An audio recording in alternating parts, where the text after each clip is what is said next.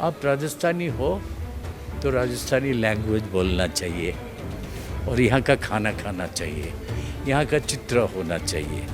इस तरह के जो नेशनल लेवल के आर्टिस्ट हैं उनको यहाँ पे इनवाइट करके एक अवेयरनेस क्रिएट करी जाए शहर के अंदर में आर्ट के प्रति। तो एक लर्निंग का प्रोसेस भी उनका चलता है और एक आर्टिस्ट के साथ वो देखते हैं कि वो किस प्रोसेस में काम करते हैं। जितने भी लोकल यूथ हैं they are attracted towards the art. जैसे सीनियर आर्टिस्ट हैं और भी सीनियर आर्टिस्ट आ रहे हैं, उनसे हमारा जो जैसे जैसे बातचीत हो रही है हमारी, तो कहीं ना कहीं हमारे लिए बहुत ये फ़ायदेमंद रहेगा ये चीज़ें। आजकल जो वातावरण है ना, एक तो अलग ढंग का है, जैसे एक युद्ध जैसा वातावरण है और उसमें कला जो है एक रस देता है, शांति देता है। लेकिन आर्टिस्ट को बेचारा समझते हैं, डांस म्यूजिक में डिस्टर्ब नहीं करते, पेंटिंग में डिस्टर्ब करते हैं सब आके। दूसरों के कृतियों में अच्छाइयाँ ढूंढें और अपने कृतियों में कमियाँ ढूंढें तो उनकी प्रगति बड़ी तेज़ी से होती है। हर चीज़ का एक डिग्निटी, एथिक्स, वैल्यूज होता है।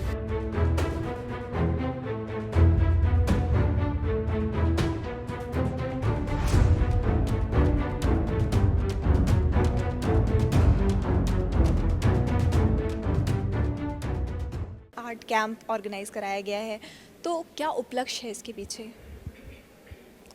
RIC एक ऐसा प्लेटफॉर्म शहर के अंदर में बन गया है जहाँ पे हमारे पास में 3 एग्जीबिशन हॉल्स हैं। इन एग्जीबिशन हॉल्स का पर्पस यही था कि इस तरह के जो नेशनल लेवल के आर्टिस्ट हैं उनको यहाँ पे इनवाइट करके एक अवेयरनेस क्रिएट करी जाए शहर के अंदर में आर्ट के प्रति।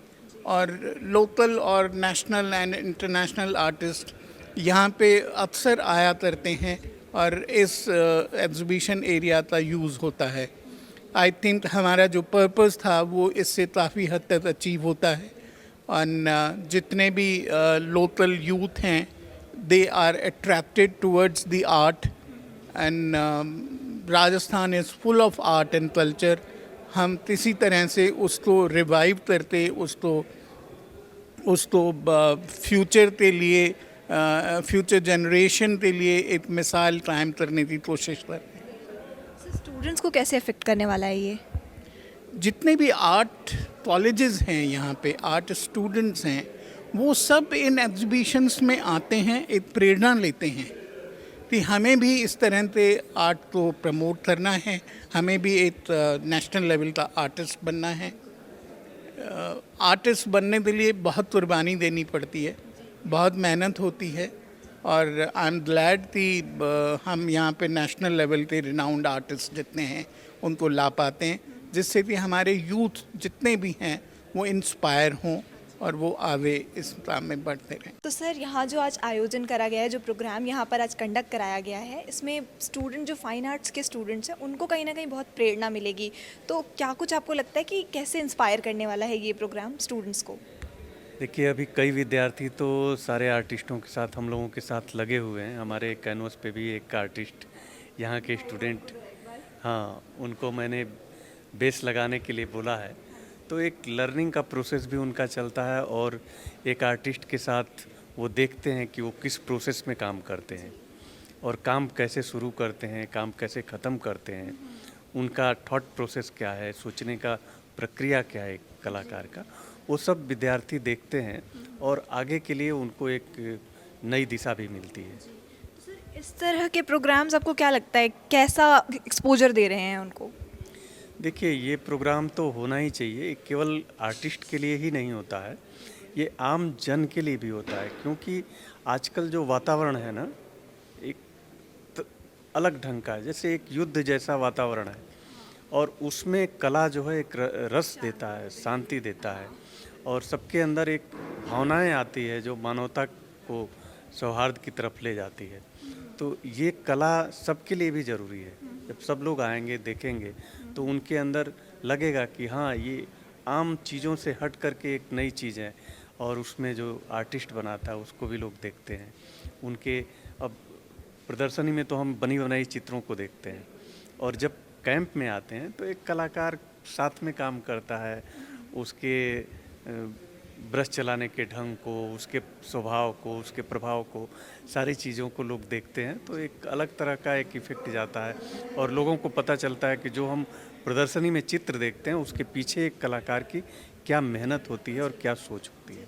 सर जब एग्जीबिशन के दौरान पेंटिंग कर रहे होते हैं ऑब्वियसली मतलब शांति चाहिए होती है किसी भी कला को निखारने के लिए, सुंदर तरीके से दिखाने के लिए, बट एग्जीबिशन के दौरान जब करते तो डिस्ट्रैक्शन नहीं होती, डिस्टर्बेंस नहीं होती है क्या? देखिए होता तो ज़रूर है, लेकिन जो कला साधक होता है ना, ये साधना की चीज़ होती है। पहले तो स्टूडियो में साधना करता है, लेकिन साधना करते करते वो एक समय आता है कि वो कहीं भी आप अपने कैनवस को लेके जाएगा तो वो अपने कैनवस से रूबरू होते ही एकाग्र हो जाता है।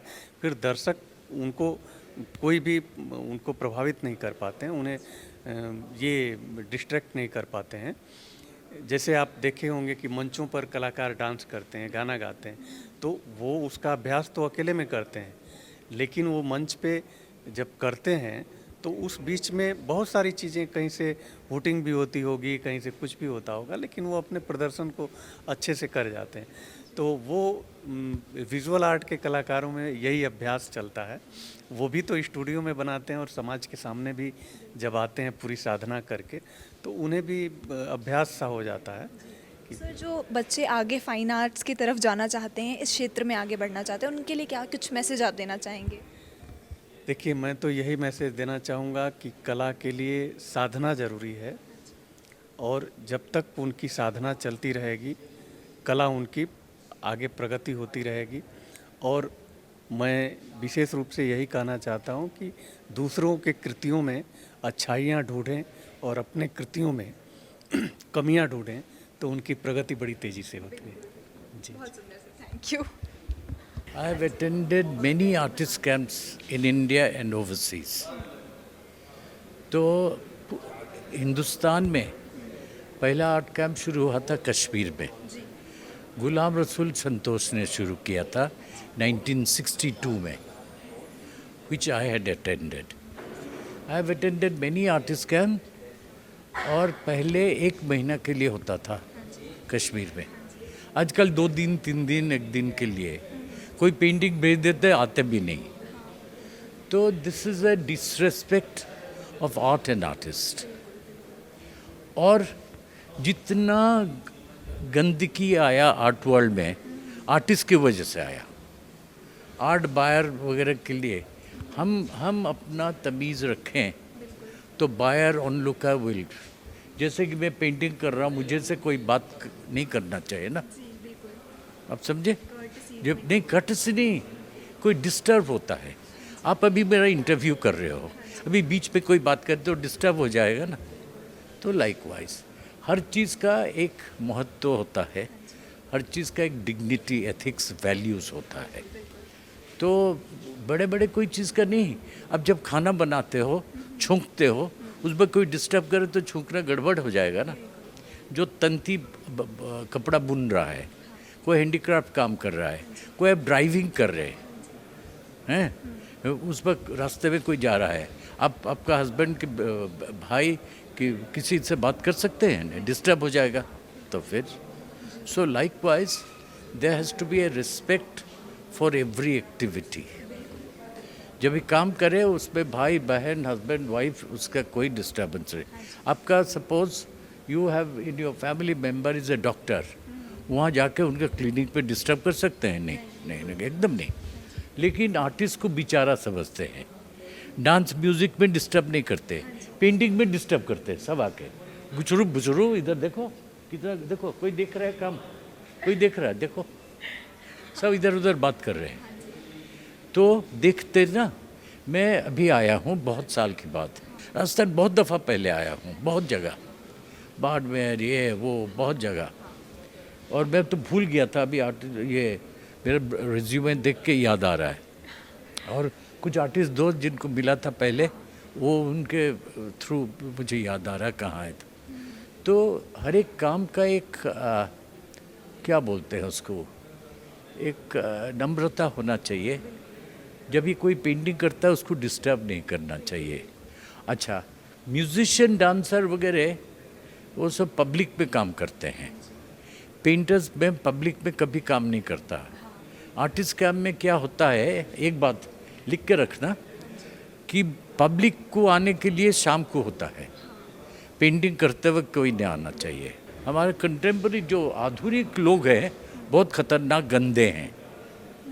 हमारा जितना ट्रेडिशनल लोग है, खाने में पीने में तंती है, कोई मूर्ति बना रहा है, कोई सीमेंट का काम कर रहा है, वो सब अच्छे लोग हैं। The whole of Rajasthan is becoming very westernized. It's a great part of India, it's a great culture, but ये सब वेस्टर्नाइज हो रहे हैं। अब बाली जाइए, बाली में लोग सब बालीनीज हैं, और जो राजस्थान में आएगा राजस्थानी देखा तो लोगों को खुशी होगा ना। पहले आर्टिस्ट कैंप 1 महीना के लिए होता था। अच्छा, कोई ऑयल में काम करते थे, हैं, अभी एक्रिलिक में काम कर रहे हैं, क्योंकि एक्रिलिक में अभी करो तो शाम को सूख जाता है और कल बेच सकते हो, हैं। अब समझे? तो ये चालूगिरी है। जो टंका बनाते हैं नेपाल में कि तिब्बत वगैरह में, वो कपड़ा को घिसते हैं 15 दिन, फिर रंग दे के कोटिंग दे के फिर घिसते हैं 10 दिन, फिर पेंटिंग शुरू करते हैं। अब समझे?